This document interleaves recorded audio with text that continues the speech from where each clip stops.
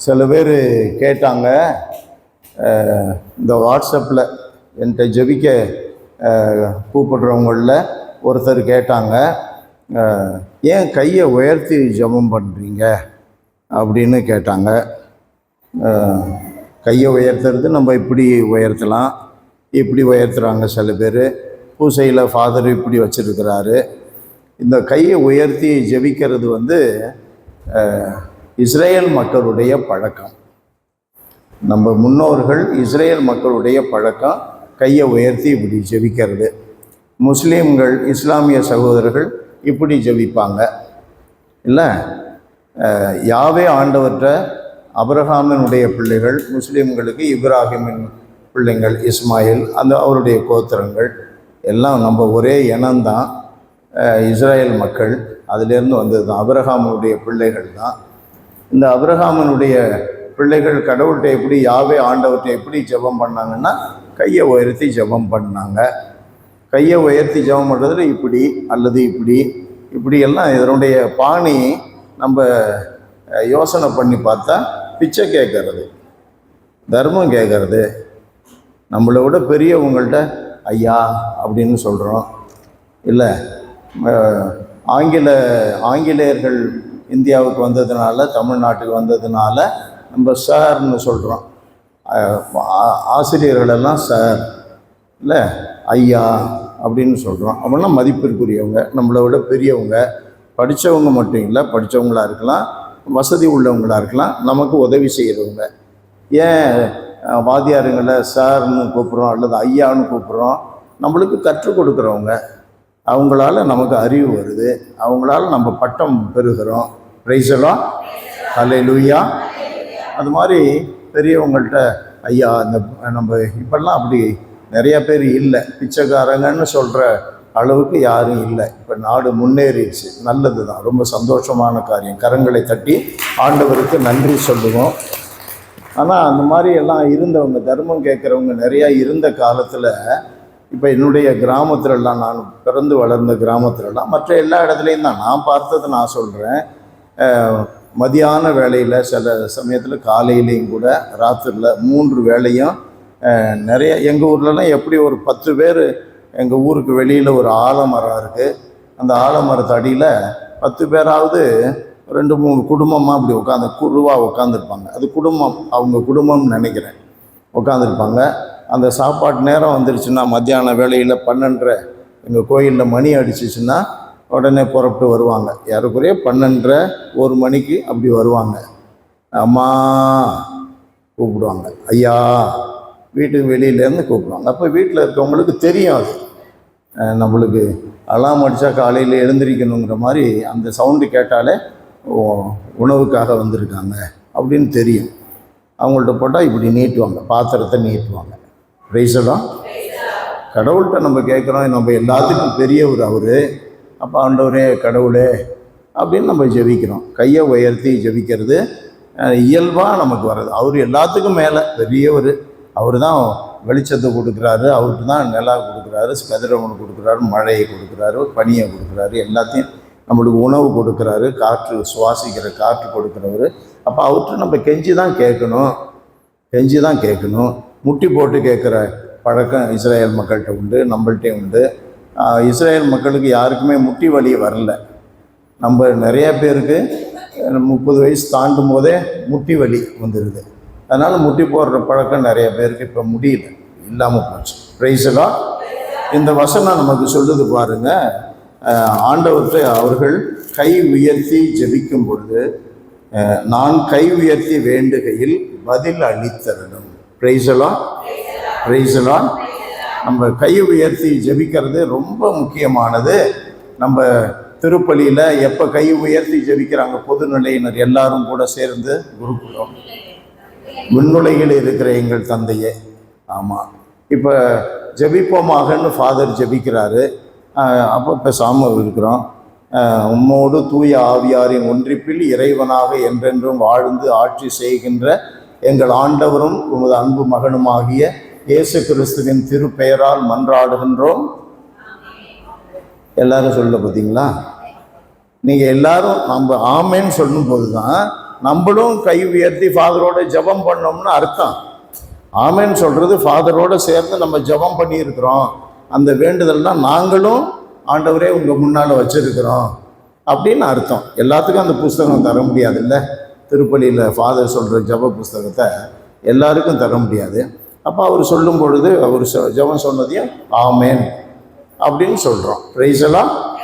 இப்போ கை உயர்த்தி ஜெபிக்கிறது அவர்கிட்டருந்து இறந்து மன்றாடுவது. நம்ம நிறைய பேர் பார்த்திங்கன்னா நடுப்பூசையில் அது மாதிரி முக்கியமான வேலைகளெல்லாம் இப்படி ஜெபம் பண்ணுவாங்க. அப்படின்னா நான் ஆண்டவரே கெஞ்சி கேட்குறேன், கொடுங்க, எனக்கு இப்படி தேவையாக இருக்குது. அதுதான் பிரைஸெல்லாம். அப்படி நம்ம ஜெபம் பண்ணும்போது கடவுள் என்ன பண்ணுறாரு பாருங்க, நமக்கு அந்த காரியத்தை செய்கிறோம். நான் உம்மிடம் உதவி வேண்டுகையில் உமது திருத்துவத்தை நோக்கி கை உயர்த்தி வேண்டுகையில் பதில் அளித்தருளும். நம்ம நிறைய இந்த திருப்பாடலை வாசிக்கணும். இன்றைய திருப்பாடலில் 6வது வார்த்தையை வாசிங்க. ஆண்டவர் போற்றி போற்றி, ஏனெனில் அவர் என் கெஞ்சும் குரலுக்கு செவி சாய்த்தார். பிரைஸெல்லாம். அல்லேலூயா. நம்ம எப்பொழுதுமே ஆண்டவர்கிட்ட நம்ம கேட்கிற வார்த்தைகளுக்கு அவர் செவி கொடுக்கிறார், நம்ம வேண்டுதலை அவர் கேட்கிறார். நான் ஆண்டவரை ஆவியானவரை கூப்பிடும் பொழுது அவர், ஆண்டவரே நான் உம்மை கூப்பிடும் பொழுது 33 எரேமியா அதில் வசனம் சொல்லுது, நீ கூப்பிடு நான் பதில் கொடுக்கிறேன். பிரைஸெல்லாம். அல்லேலூயா. நீ கூப்பிடு நான் பதில் கொடுக்க. அப்போ நம்ம கூப்பிடும்போது அவர் பதில் கொடுக்குறாரு. கூப்பிடணும்ல. இப்போ கடவுள் 28, 29 வசனம் 12வது அதிகாரம் லூக்கா நற்செய்தியில் அவர் சொல்கிறாரு, உங்களுக்கு இதெல்லாம் தேவைன்னு தந்தைக்கு தெரியும். எதை உண்பது, எதை 26லேருந்து வாசிக்கலாம். எதை உண்பது, எதை குடிப்பது, எப்படி வாழ்வது, இதெல்லாம் எல்லாம் உங்களுக்கு தேவைன்னு தெரியும், தந்தைக்கு தெரியும். ஆனால் 11:7 லூகாவில் என்ன வாசிக்கிறோம், கேளுங்க இல்லையா. நமக்கு தேவையானது அவருக்கு தெரியும், ஆனால் கேளுங்க. இப்போ சின்ன குழந்தைங்க விளையாடிக்கிட்டே இருப்பாங்க, அம்மா வேலையில் ஈடுபட்டு இருப்பாங்க. அப்புறம் கொஞ்சம் நேரம் கழிச்சு அது கத்தும், பசிக்கும், பால் குடிக்கணும், பசிக்கும். என்ன குழந்தை கத்துது, ஒரு 2 தடவை 3 தடவை கத்த ஆரம்பித்தா உடனே அம்மா பிள்ளைக்கு பசிக்குது, உடனே அதுக்கு உணவு கொடுப்பாங்க. பிரைஸெல்லாம். அல்லேலூயா. ஆமாம், உணவு கொடுத்து கொஞ்சம் நேரம் கழிச்சு விளையாண்டதையும் அது பசிக்கும், மறுபடியும் கத்தும். அம்மாவுக்கு தெரியும் தானே, ஆனால் கத்துனதையும் டக்குன்னு தூக்குவாங்க. கேளுங்க. நமக்கு கடவுள் அப்படி சொல்லி கொடுக்குறாரு, உங்களுடைய தேவைகள் என்னான்னு எனக்கு தெரியும், அம்மாவுக்கு பிள்ளைக்கு பசிக்கும்னு தெரியும், ஆனால் அந்த கத்துன உடனே தூக்குவாங்க, உடனே அதுக்கு உணவு கொடுப்பாங்க. பிரைஸெல்லாம். அல்லேலூயா. அதனால் ஆண்டவர், ஏனெனில் அவர் என் கெஞ்சும் குரலுக்கு செவி சாய்த்தார், ஆண்டவர் என் வலிமை, அவரே என் கேடயம், அவரை என் உள்ளம் நம்புகின்றது. பிரைஸெல்லாம். பிரைஸெல்லாம். ரோமையருக்கு எழுதப்பட்ட திருமுகத்தில் 28வது அதிகாரம் கேளுங்க. ரோமையருக்கு எழுதப்பட்ட திருமுகம் 8வது அதிகாரம், அதில் 28வது வார்த்தையை வாசிங்க. மேலும் கடவுளிடம் அன்பு கூறுவர்களோடு, அதாவது அவரது திட்டத்திற்கு ஏற்ப அழைக்கப்பட்டவர்களோடு அவர்கள் நன்மைக்காகவே ஆவியார் அனைத்திலும் ஒத்துழைக்கிறார். பிரைஸெல்லாம். அல்லேலூயா. நம்முடைய நன்மைக்காக நம்ம பெருமூச்சு அறிந்து பேசும்பொழுது, ஜெபிக்கும் பொழுது ஆவியார் நம்மோட கூட இருந்துட்டு, ஐயோ பிள்ளைக்கு இது தேவை, உடனே நம்மளோட ஒத்துழைக்கிறார். ஒத்துழைக்கிறதுனால தான் நம்ம என்ன வாசிக்கிறோம், ஜெபம் என்ன அந்த வசனம் என்ன சொல்லுது, ஆவியார் நம்மிலிருந்து பெருமூச்சு அறிந்து தந்தையிடம் நமக்காக பரிந்து பேசுகிறார். பிரைஸெல்லாம். அல்லேலூயா. அப்போ நம்ம ஜெபிக்கணும், கேட்கணும். நமக்கு தேவைன்னு கடவுளுக்கு தெரியும் தான், ஆனால் நம்ம ஜெபிக்கணும். அது நமக்கு ரொம்ப முக்கியம். நம்ம காலையில் எழுந்ததையும் பெட்டில் உட்காந்துக்கிட்டு ஒரு நிமிஷமாவது ஜெபிக்கிறவங்கெல்லாம் கை உயர்த்துங்க. காலையில் எழுந்திரிச்ச உடனே இது கூட ஜெபிக்காதவங்க இருக்கிறாங்கன்னு நான் பார்க்கும்போது எனக்கு அதிர்ச்சியாக தான் இருக்குது. பிரைஸ் எல்லாம் ஹல்லேலூயா. காலையில் இருந்துச்சா ஆட்டோமேட்டிக்காக நம்ம ஜெபம் வரணும். ஏன்னா நமக்கு முன்னால் ஒரு 12 மணி நேரம் இருக்குது, அல்லது 15 மணி நேரம் இருக்குது. நம்ம 6 மணிக்கு எழுந்திருக்கிறோம், 5 மணிக்கு எழுந்திருக்கிறோம்னா ராத்திரி 10 மணிக்கு தான் தூங்க போகிறோம், அல்லது 9 மணிக்கு தூங்க போகிறோம். 14 மணி நேரம் இருக்குது, 15 மணி நேரம் இருக்குது. அப்போ அத்தனை மணி நேரத்தில் என்ன நிகழும், என்ன செய்ய போகிறோம், எப்படி இருக்க போகுது நமக்கு தெரியணும்ல. நமக்கு தெரியவே தேவையில்லை, ஆண்டவர்கிட்ட ஒப்படைச்சிட்டா அவர் நமக்கு அப்பைக்கப்ப சொல்லுவார், இன்னது செய், இன்னது சொல்லு, இப்படி இந்த காரியத்தை நீ கையாளு, அவர் சொல்லுவார். நமக்கு தெரியாது, அப்போ அவர்கிட்ட ஒப்படைச்சிடுறோம். அதுதான் ஜெபம். பிரைஸ் எல்லாம் ஹல்லேலூயா. ஹல்லேலூயா. 32வது வசனத்தில் அதிலே வாசிங்க, ரோமையர் 8. தம் சொந்த மகன் என்றும் பாராது அனைவருக்காகவும் அவரை இயேசுவை நம்மிடம் ஒப்புவித்த கடவுள் தம் மகனோடு அனைத்தையும் நமக்கு அருளாது இருப்பார். பாருங்க, ஒரு ஷூரிட்டி இருக்கு. நீங்க ஏதாவது கடன் வாங்கணும் பேங்க்லன்னா ஒரு ஷூரிட்டி கேட்குறாங்க, வீட்டு பத்திரத்தை கேட்குறாங்க, அல்லது மிலிட்ரி பென்ஷன் இது இருக்குன்னா கார்டுன்னா அதை கொண்டு போய் ஒப்படைச்சிட்டு கடன் கேட்கலாம். அது மாதிரி ஒருத்தன் வாட்ஸ்அப்பில் நீங்கள் பார்த்தீங்களா, வாட்ஸ்அப்பில் ரொம்ப சிரிப்பு மூட்டுற நிகழ்ச்சி, கலகலா நிகழ்ச்சி சில டைமில் வரும். அதில் ஒரு ராமர்னு ஒருத்தர் வருவார், மாக்காப்பா வருவார் இல்லையா, மாக்காப்பா. இதெல்லாம் உங்களுக்கு ரொம்ப பிரசித்தி பெற்ற பேர். மாக்காப்பா, பிரியங்கா, ராமர், இல்லை அறந்தாங்கி நிஷா, இப்படி கரெக்டாக சொல்கிறீங்களா? அப்போ உங்களுக்கும் இது ஆமாம், நான் எப்பயாவது பார்ப்பேன் தான். அதில் அந்த ராமர் பேங்க்கில் போய் பேசியிருப்பார். அப்போ அவருடைய மனைவி கம்ப்ளைண்ட் பண்ணுறாங்க, இந்த குரூப்புக்கிட்ட கம்ப்ளைண்ட் பண்ணாங்க. பாருங்கள், போய் வீட்டு கஷ்டத்தெல்லாம் போய் பேங்க்கில் சொல்லியிருக்காரு. அப்போ மாக்காப்பா அப்படிங்கிறவர் கேட்குறாரு, யாரை? ராமர் கேட்குறாரு, ஏயா வீட்டு கஷ்டத்தை போய் ஏயா பேங்க்கில் சொல்கிற, இது வீட்டு கஷ்டத்துக்கும் பேங்க்குக்கு என்னையா தொடர்பு? அப்போ ராமர் சொல்கிறாரு, வீட்டு கஷ்டம், என் கஷ்டத்தெல்லாம் சொன்னால் பேங்க்கில் லோன் தருவாங்கன்னு தான். கஷ்டம் என்ன? பொண்டாட்டி திட்டுறா. பொண்டாட்டிக்கும் இவனுக்கும் உள்ள கஷ்டத்தை போய் பேங்க்கில் சொல்கிறாங்க. பேங்க்கில் சொன்னாக்கா ஏன் பேங்க்கில் போய் சொல்கிறேன், பேங்க்கில் சொன்ன கஷ்டத்தெல்லாம் சொன்னால் பேங்க்கில் லோன் தருவாங்கன்னு தான். அப்படி பிரைஸ் எல்லாம் ஹல்லேலூயா. அப்போ நம்ம கஷ்டங்கள் எல்லாம் சொல்லும் பொழுது நமக்கு ஒரு நம்பிக்கை, ஷூரிட்டி இருக்கு. என்ன ஷூரிட்டி? அந்த வசனம் சொல்லுது, கடவுள் தம்முடைய ஒரே மகனென்றும் பாராமல் கூட நமக்காக கொடுத்திருக்கிறார். அவரைய மகனையே கொடுத்துட்டாருன்னா இன்னும் நமக்கு என்ன கிடைக்காது? எல்லாம் கிடைக்கும். பிரைஸ் எல்லாம் ஹல்லேலூயா. அந்த மகன் எப்படி இருக்கிறாரு? நம்முடைய பாதுகாவலராய் இருக்கிறாரு, கேடயமாய் இருக்கிறாரு. பிரைஸ் எல்லாம் பிரைஸ் எல்லாம்.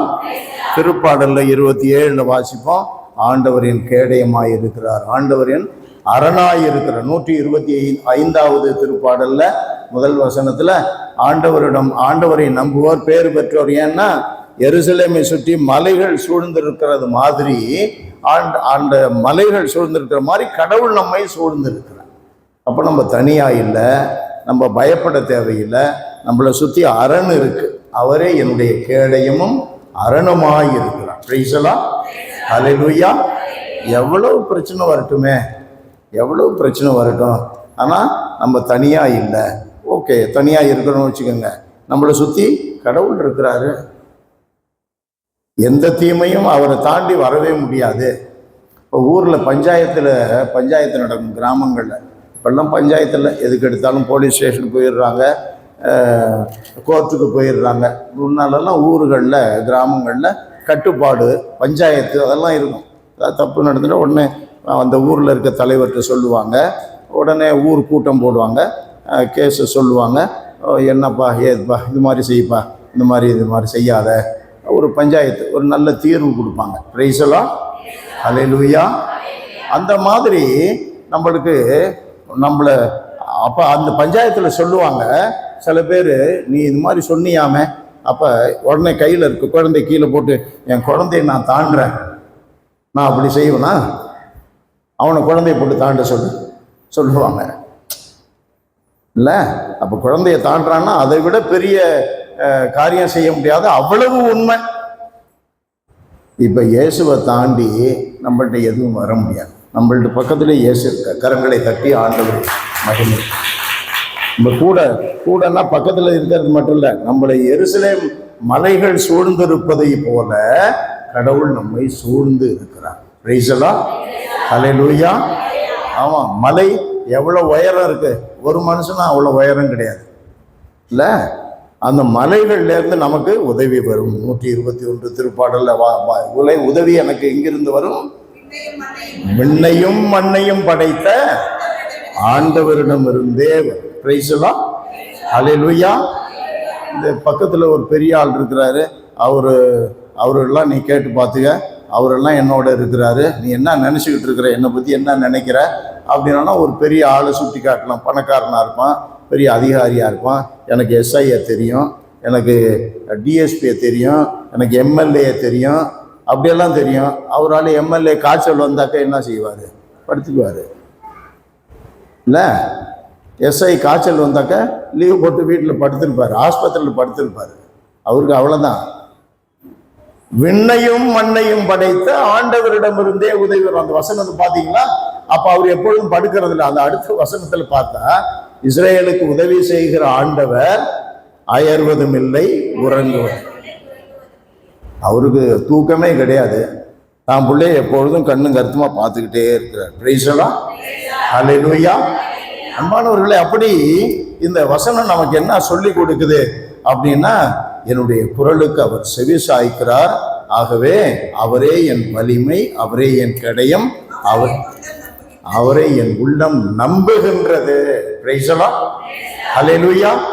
திருப்பாடல்ல 37 35 அதுல 4 என்ன வாசிக்கிறோம்?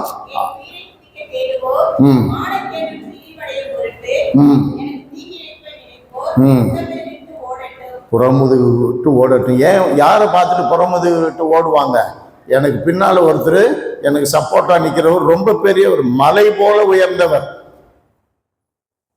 மலை போல உயர்ந்தவர், விண்ணையும் மண்ணையும் படைத்தவர். அப்போ அவரை பார்த்துட்டா அடிச்சு பிறண்டு பெடரியில காலு விடுற மாதிரி அடிச்சுட்டு ஓடிடுறோம். Praise the Lord. அப்போ வீட்டில் வறுமை, கடன் தொல்லை, உடல் சுகவீனம், யாரும் மிஸ் அண்டர்ஸ்டாண்ட் பண்ணிட்டாங்க, வீட்டில் சரியாக ஏற்றுக்க மாட்டுறாங்க, பிரச்சனை இருக்குது, பக்கத்து வீட்டிலேருந்து பிரச்சனை. கவலையே படக்கூடாது. ஏன்? நம்ம தனியாக இல்லை, நம்மளோட கடவுள் இருக்கிறார். கடவுள் எப்பேற்பட்டவர்? விண்ணையும் மண்ணையும் படைத்தவர். நீ என்னடா பெரிய பிஸ்கு பீத்த? விண்ணையும் மண்ணையும் படைத்தவர் என்னுடைய கடவுள், என்னோட இருக்கிறார். பிரைஸ் தி லார்ட், ஹல்லேலூயா, ஹல்லேலூயா. நம்மளே நம்ம விரலால நம்ம குத்திய கூடாது, கடவுள் ஒன்றும் பண்ண முடியாது. அதை சொல்ல வர்றேன். நமக்கு சில திறமைகளை கொடுத்துருக்கிறாரு, நல்ல சூழ்நிலைகளை கொடுத்துருக்கிறாரு, நல்ல மனநிலைகளை, எல்லாத்துக்கும் மேலே பெரிய விசுவாசத்தை ஆண்டவர் மேலே கொடுத்துருக்கிறாரு. அதெல்லாம் கொடுத்துருக்கோம். அதை பயன்படுத்தி நம்ம முன்னேற்ற பாதையில் நடக்கிறதுக்கு பார்க்கணுமா? நம்ம விரலாலே நம்மளுக்கு கண்ணை குத்திக்கிறதா?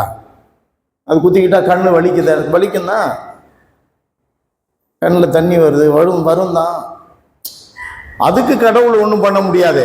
பிரைஸ் தி லார்ட், ஹல்லேலூயா. இயல்பா வருகிற துன்பங்கள்ல இருந்து கடவுள் காப்பாற்றுவார். அந்த வசனம் 34:7 நினைக்கிறேன் திருப்பாடல். அது என்ன சொல்லுது? ஆண்டவரையே நம்பியிரு, அவரிடம் உன்னுடைய வாழ்வை ஒப்படைத்து விடு, வழியை ஆண்டவரிடம் ஒப்படைத்து விடு, அவரையே நம்பியிரு, அவரே உன் சார்பில் செயலாற்றுவார். பிரைஸ் தி லார்ட், ஹல்லேலூயா. கடவுளை நம்பி இருக்கிறவன் திருடுவானா? கடவுளை நம்பி இருக்கிறவன் அவன் வரலாலே குத்திக்குவானா? கடவுளை நம்பி இருக்கிறவன் கடவுளுடைய காரியங்களில் ஈடுபடாம இருப்பானா? ஞாயிற்றுக்கிழமை திருப்பலிக்கு போகாம இருப்பானா? பைபிள் வாசிக்காம இருப்பானா? பாவ அறிக்கை செய்யாம இருப்பானா? கடவுளை நம்பி இருக்கிறவன்.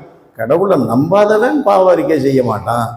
ஞாயிற்றுக்கிழமை திருப்பலிக்கு பாதியில் போவான் அல்ல. கடவுள் கொடுக்குற 10,000 ரூபாய் ஒரு மாசத்துல கடவுள் கொடுக்குறாருன்னா, கடவுளை நம்பி இருக்கிறவன் என்ன செய்வான்? அந்த கடவுளுக்கு ஏதோ தன்னால் முடிஞ்சதை காணிக்க போடும். ஞாயிற்றுக்கிழமையில அல்லது ஒரு ஏழை கேட்குறாங்க, அவருக்கு ஏதோ முடிஞ்சதை கொடுப்பாங்க. கடவுளை நம்பி இருக்கிறான், அது செய்வான். பிரைஸ் எல்லாம் ஹல்லேலூயா. அப்ப கடவுளை நம்பி இருந்தா அவரே என் கேடயம், அவரே என் வலிமை, அவரே என் அரண். பிரைஸ் எல்லாம் ஹல்லேலூயா. ஆகவே நம்முடைய வாழ்க்கையில கடவுளை நம்பி இருக்கிறோமான்னு பார்க்கணும். கடவுளை நம்பி இருக்கிறவனுக்கு மனசாட்சி கூர்மையா இருக்கும். தப்பு செய்தா உடனே குத்தம். கூர்மையாயிரு இல்லாம மழுங்கி இருக்குது, மனசாட்சி மழுங்கி இருக்குன்னா எதுவுமே குத்தாது. போடா, அவன்லாம் செய்யலையா, நான் மட்டுமா தப்பு செய்கிறேன், அவன்லாம் செய்யலையா, போடா. அப்படி செய்தவன்லாம் உருப்படாம போயிட்டானா? அவன்லாம் நல்லா தான் இருக்கான். அவன் அரசியல்வாதி, பெரிய குபேரன் ஆகிட்டான். இன்னொருத்தன் இன்னைக்கு எம்எல்ஏ ஆகிட்டான். அவன் நல்லா தான் இருக்கிறான். நல்லாவா இருக்கான்? இல்லை. பணம் சேர சேர சேர கடவுளை விட்டு ஒதுங்க ஒதுங்க ஒதுங்க என்ன ஆகும்? திடீர்னு பணமரம் சாயிற மாதிரி ஒரு நாளைக்கு சாஞ்சுக்கிறோம். பைபிள் நமக்கு சொல்லுது. பிரைஸ் எல்லாம் ஹல்லேலூயா. அப்ப நம்ம வாழ்க்கையில அந்த வசனம் தொடங்கும் போது என்ன வாசிச்சாங்க பார்த்தீங்களா? 26வது வசனம், ஆண்டவர் போற்றி போற்றி. எப்பொழுதும் அவரை போற்றணும். ஏன்? நம்ம பக்கத்துல இருக்காரு. அவரை போற்றிக்கிட்டே இருக்கணும். ஏன்? அவர் நம்முடைய ஜெபங்களை கேட்கிறார். அவரை போற்றணும். ஏன்? நம்ம வலிமையும் கேடயமா இருக்கிறார். அவரை போற்றணும். ஏன்? நம்மளை காப்பாத்துற மலை போல இருந்து உதவி அவர்கிட்ட தான் வருது. அவரால் தான் நம்ம பொழைச்சு கிடக்கிறோம். அவரை போற்றணும். பிரைஸ் எல்லாம் ஹல்லேலூயா. விவசாயிகளை உதாரணமா நாட்டில் அவமானப்படுத்துறாங்க அல்லது அவங்கள கண்டுக்கல, அவங்களுடைய கோரிக்கைகளை கேட்கல, அப்போ நாடு உருப்படாது. ஏன்? அவன் தான் சோறு போடுறவன். நீ காசு வச்சிருந்தா சோறு கிடைச்சிருவான், அரிசி வாங்கணும். அவன் விளைவிச்சாதான் நமக்கு அரிசி, இல்லையா? அப்ப விளைவிப்பவர் யாரு? ஆண்டவர். அவனுக்கு மேல ஒருத்தர் இருக்க விளைவிப்பவர். அது விளையும்படி மழை கொடுப்பவர், விளையும்படி வெப்பதட்பம் நிலையை சீராக்குபவர் அவரு. அப்ப ஆண்டவர் போற்றி போற்றி. ஏனென்றால் அவர் என் வலிமை, அவர் என் கேடயம், அவர் என் அரண். ஏன் கடவுளை போற்றணும்? ஏன் கடவுளுக்கு நன்றி சொல்லணும்? காரணம், அவரால் தான் நான் வாழறேன், அவரால் தான் எனக்கு உடம்பு சௌக்கியமாச்சு. பிரைஸ் எல்லாம் ஹல்லேலூயா. அன்பானவர்களே, நம்ம எப்பொழுதும் கடவுளுக்கு நன்றி உள்ளவர்களாக இருக்கணும்.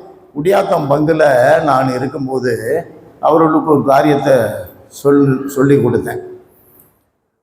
அது நிறைய பேர் பின்பற்றாங்க, சில பேர் பின்பற்றாது, அவங்க இஷ்டம். அது நம்ம என்னுடைய கருத்து அதில் இருக்கக்கூடாது. என்ன சொன்னேன்? உண்டியல், ஒரு குடும்பத்துக்கு ஒரு உண்டியல் கொடுத்து, தினந்தோறும் கடவுள் உங்களுக்கு சாப்பாடு கொடுக்குறாரு, மூச்சு காற்று கொடுக்குறாரு, இதய துடிப்பு கொடுக்குறாரு. தினந்தோறும் ஆண்டவர் ஒரு சம்பளத்தை கொடுப்பாரு, ஒரு கூலியை கொடுப்பாரு. அது 50 ரூபாயா இருக்கலாம், 500 ரூபாய், 5000 இருக்கலாம், எதுவும் இருக்கலாம். ஆனால் தினந்தோறும் கொடுக்குறாரு. சில பேருக்குன்னா ஒன்றுமே இல்லை. நீ கொடுத்ததுக்கு என்ன செய்யணும்? அன்னைக்கு ராத்திரி தூங்க போகிறதுக்கு முன்னால் உனக்கு உன்னுடைய வருமானத்துக்கு தக்க மாதிரி செய். 5000 ரூபா கிடைச்சிது, ஒரு 500 ரூபா கூட போடு, 100 ரூபா கூட போடு உண்டியல்ல. உனக்கு அன்னைக்கு 100 ரூபா தான் கிடைச்சிது, 1 ரூபா போடு. நன்றி ஆண்டவரே. தூங்க போகிறதுக்கு முன்னால் இயேசுவே உமக்கு நன்றி, இந்த நாளுக்காக நன்றி. ஒரு நன்றி. ஒவ்வொரு நாளும் நன்றி சொல்லணும். பிரைஸ் எல்லாம் ஹல்லேலூயா. அப்படி சொன்னாக்க அந்த வருஷ கடைசியில் அந்த உண்டியல் எல்லாம் எண்ணுனாங்க குடியாத்தம் பங்குல 1.5 லட்சம் ரூபா. 1.5 லட்சம் ரூபா. பிரைஸ் எல்லாம் ஹல்லேலூயா. அந்த நன்றி காணிக்க 1.5 லட்சம். அப்போ அவங்க என்ன பண்ணாங்க? ஜனங்கள்லாம் சேர்ந்து இவ்வளோ இருக்குது, அப்போ நம்ம பிள்ளைங்களுக்கு, படிக்கிற பிள்ளைங்களுக்கு உதவி செய்யலாம். பிரைஸ் எல்லாம் ஹல்லேலூயா. நம்ம நன்றி பாருங்க. நீங்க போட்டது 1 ரூபாயா இருக்கும், 50 ரூபாயா இருக்கும், 10 ரூபாயா இருக்கும். அதெல்லாம் சேர்ந்து சிறுதுளி பெருவெள்ளம். என்ன ஆச்சு? சில பிள்ளைங்க படிக்கிறதுக்கு ஒரு சின்ன உதவி, ஒரு நோட்டு வாங்குறான், ஒரு பை வாங்குறான், ஏதோ ஒரு ஃபீஸ் கட்டுறான். பார்த்தீங்களா கடவுள் எப்படி செய்கிறார் பாருங்க. அப்ப அந்த கடவுளை எப்பொழுதும் போற்று. 147வது திருப்பாடல்ல நம்ம என்ன வாசிப்போம்? அவர் சொல்லுவாரு, ஆசிரியர் சொல்லுவாரு, கடவுளை போற்றுங்கள், கடவுளை புகழுங்கள். கடவுளை புகழ்வது நல்லது. ஆண்டவருக்கு நன்றி செலுத்துங்கள். யாழ் கொண்டு புகழ்ந்து பாடுங்கள். போதும். அப்ப அவரை புகழ்வது நல்லது. 147. அல்லேலூயா. நம்முடைய கடவுளை புகழ்ந்து பாடுவது நல்லது, இனிமையானது. அதுவே ஏற்புடையது. பாத்தீங்களா? அதுதான் ஏற்புடையது. அப்படின்னா என்ன அர்த்தம்? ரொம்ப ஃபிட்டிங். அவருக்கு நன்றி சொல்றது, போற்றுறது அவருக்கு ரொம்ப ஃபிட்டிங். அப்ப ரொம்ப ஃபிட்டிங்கா பண்ணா என்ன தகுதியா நம்ம செய்தாக்க என்ன பண்றாரு அவர்? அடுத்த வரி வாசிங்க. ஆண்டவர் எருசலேமை மீண்டும் கட்டி எழுப்புகின்றார். உங்க குடும்பத்தை, உங்கள் வாழ்க்கைய அவர் கட்டி எழுப்புகின்றார். கரங்களை தட்டி ஆண்டவரை மகிமை. அப்ப அது நமக்கு மிக முக்கியமானது. பிரைஸ் எல்லாம். அல்லேலூயா.